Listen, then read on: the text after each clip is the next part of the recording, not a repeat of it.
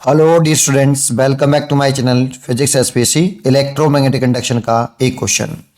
A copper disc of radius 0.1 metre is rotated about its centre with 10 revolution per second in uniform magnetic field 0.1 tesla with its plane perpendicular to field. The EMF induced across the radius of the disk is। पहले समझते हैं, diagram बनाते हैं। Diagram पहले कि एक हमारे पास copper की सर्कुलर डिस्क है। ये एक कॉपर की सर्कुलर डिस्क है, रिंग नहीं है बेटा, ये पूरी भरी हुई होगी बीच में से, ठीक है, ऐसे, ठीक है। और ये डिस्क का प्लेन हो गया। इसकी रेडियस हमें दे रखी है कि इसकी जो रेडियस है ये रेडियस आर है और आर हमें दे रखा है 0.1 metre. Rotated about its centre with 10 revolution per second. ये फ्रीक्वेंसी दे रखी है। फ्रीक्वेंसी का मैं सिंबल एफ लिख लेता हूँ, एन भी लिख सकते हो, मैंने एफ लिखा है। 10 आरपीएस दे रखा है, revolution per second. Uniform magnetic field B दे रखा है हमें 0.1 tesla with its plane perpendicular to field. मतलब ये जो रोटेट कर रहा था ना, वो कहाँ से कर रहा है? प्लेन के परपेंडिकुलर है मैग्नेटिक फील्ड आपका, है ना, सेंटर से पास हो रहा है। ये रोटेशनल एक्सेस तो ऐसे है बेटा, इसकी ये हो गई रोटेशनल एक्सेस ऐसे, प्लेन के परपेंडिकुलर, ठीक है। और मैग्नेटिक फील्ड भी प्लेन के परपेंडिकुलर बता रहा है आपका कि मैग्नेटिक फील्ड प्लेन के परपेंडिकुलर, डाउनवर्ड मान लो, अपवर्ड मान लो, जैसे आप मानना चाहो।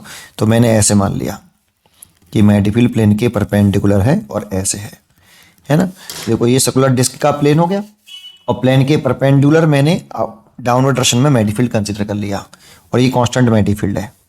और इस एक्सेस के अबाउट इसे मान लो ऐसे घुमा रहा हूँ, है ना, ओमेगा एंगुलर स्पीड से। ओमेगा बराबर हो जाएगा 2πf। फ्रीक्वेंसी यहाँ पे दे रखी है मेरे को, ठीक है, ठीक है। The EMF induced across the radius of the disc. तो इसके अक्रॉस कितना इंड्यूस्ड डेवलप होगा ये पूछ रहा है, मतलब पेरीफेरी और सेंटर के बिटवीन कितना इंड्यूस्ड EMF डेवलप होगा। ये एक्सेस ऑफ रोटेशन हो गई बेटा, है ना, ये रही एक्सेस ऑफ रोटेशन। और ये ऐसे बनाइए, मैंने ध्यान रखना है, ठीक है। चलिए अब इसमें क्या करना है, बस आपको एक छोटा सा पॉइंट पता होना चाहिए कि एक तो पॉइंट ये पता होना चाहिए कि अगर कोई रॉड है, एक रॉड है, मान लो एक रॉड है, ये कंडक्टिंग रॉड है, एक पतली सी, जिसकी लेंथ एल है, और इसको एक एंड से हिंज करके, मतलब फिक्स करके, इसे angular velocity omega, constant angular velocity omega से घुमा रहे हैं, है ना। तो इसके सी सेंटर वाले पॉइंट और इस एंड वाले का नाम डाल देता हूँ पी। इन दोनों एंड के अक्रॉस कितना इंड्यूस्ड EMF होगा? तो इंड्यूस्ड EMF अक्रॉस एंड्स, या फिर potential difference between ends, VC minus VP, है ना, equal to 1/2B omega R square. घुमा रहे हैं बेटा, इसे फिक्स करके रोटेट किया है बेटा हमने इसको, इतना होता है। अब इसमें ये VC माइनस VP प्लस का होगा या माइनस का होगा, ये भी हमें डिसाइड करना पड़ता है। तो जब हम इसे ऐसे घुमा रहे हैं तो इसकी स्पीड जो होगी रॉड की, वो कुछ इस तरह से होगी। स्पीड कांस्टेंट नहीं होगी क्योंकि इसके हर एक पार्टिकल की स्पीड चेंज होगी, ठीक है। स्पीड होगी बट डायरेक्शन तो ऐसी होगी।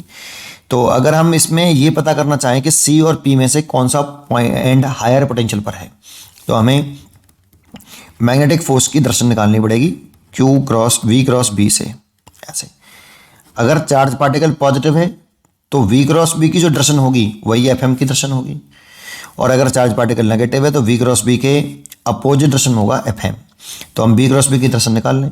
तो मैग्नेटिक फील्ड तो मैंने डाउनवर्ड मान रखा है और वेलोसिटी ऐसे है, तो V क्रॉस की राइट हैंड से निकालेंगे। तो राइट हैंड की फिंगर को वेलोसिटी वेक्टर की डायरेक्शन में रखिए, फिर राइट हैंड की फिंगर को घुमाइए वेलोसिटी वेक्टर से मैग्नेटिक फील्ड वेक्टर की तरफ छोटे एंगल से। तो देखो मैंने राइट हैंड की फिंगर वेलोसिटी की डायरेक्शन में रख ली और मैग्नेटिक फील्ड है नीचे की तरफ, तो मैं अपनी फिंगर को छोटे एंगल से वेलोसिटी से मैग्नेटिक फील्ड तरफ घुमा रहा हूँ, नीचे तरफ घुमा रहा हूँ। थंब इधर आ रहा है, तो ये V क्रॉस B की डायरेक्शन को रिप्रेजेंट कर रहा है थंब। तो ये FM की डायरेक्शन को रिप्रेजेंट कर रहा है पॉजिटिव चार्ज पार्टिकल पर। तो पॉजिटिव चार्ज पार्टिकल पर फोर्स इधर लगेगा और नेगेटिव पे इधर लगेगा, इसीलिए ये वाला एंड पॉजिटिव हो जाएगा और ये वाला एंड नेगेटिव। मतलब C पॉइंट का पोटेंशियल ज़्यादा होगा P पॉइंट से, तो VC माइनस BP निकालेंगे तो ये प्लस का आएगा। तो एक बात, तो इस डिस्क में हम कितनी रॉड एज्यूम कर सकते हैं। जैसे एक रॉड मैंने ये एज्यूम कर ली और इसको ऐसे घुमाया है, तो ये एंड नेगेटिव और ये पॉजिटिव। इसे सी पॉइंट मान लिया, इसे P1 मान लिया। तो सी और P1 के अक्रॉस जो पोटेंशियल डिफरेंस आएगा, क्या वो 1/2 B ओमेगा R² होगा? बिल्कुल होगा, क्योंकि B कांस्टेंट है, ओमेगा कांस्टेंट है, और रेडियस इस रॉड की जो लंबाई हो गई वो R के बराबर हो गई। अब इसमें ये एंड प्लस का है और ये एंड माइनस का है। ऐसी इसमें डिस्क है, बेटा सर्कुलर डिस्क है। ऐसी इसमें कितनी रॉड्स से बनी हुई मान सकते हो आप। इसमें एक और डिस्क ले लो, अगर ऐसे यहाँ पे एक और रॉड ले लो ऐसे, तो घूम तो ऐसे रहा है, तो वेलोसिटी की रस्म तो ऐसी रहेगी बेटा। और V क्रॉस B करेंगे ऐसे, तो इसमें भी ये पॉजिटिव आएगा और ये नेगेटिव आएगा। अगर इस पॉइंट को P2 मान लूँ, तो VC माइनस VP2 ये कितना आएगा? 1/2 B ओमेगा। B ओमेगा तो क्वेश्चन था, और रेडियस भी उतनी है R², और ये एंड पॉजिटिव और ये एंड नेगेटिव। तो आपको क्या लग रहा है, ऐसे इसमें कितने रॉड हो सकती हैं? बहुत सारी रॉड हो सकती हैं। फिर आप इमेजिन करो कि इसमें C पॉइंट तो एक ही पॉइंट है। क्या P1 और P2 के पोटेंशियल सेम हैं? बिल्कुल। देखो P1 का और P2 का जो पोटेंशियल होगा वो बराबर होगा, VP1 और VP2 बराबर होंगे, कितने होंगे? वो VC minus 1/2 B omega R²। देखो इतना होगा। मैं तो ये कहता हूँ इस पेरीफेरी के हर एक का पोटेंशियल सेम होगा। अब सोचो, अगर इसके पॉइंट के इस वाले पॉइंट के पोटेंशियल सेम हैं, तो ट्रीट ये सारे जो है पैरेलल कॉम्बिनेशन में सेल हो जाएंगे, कुछ इस तरह से हो जाएंगे। देखो, treat as a single point. जैसे ये C पॉइंट है, एक सेल ये बन गया, ये P पॉइंट है, P1 पॉइंट है, और दूसरा सेल ऐसे बन जाएगा और ये इसी जगह पे आ जाएगा। P1 and P2 treat as a single point. Why? P1 और P2 का पोटेंशियल सेम है, और एक पॉइंट का पोटेंशियल एक ही होता है बेटा।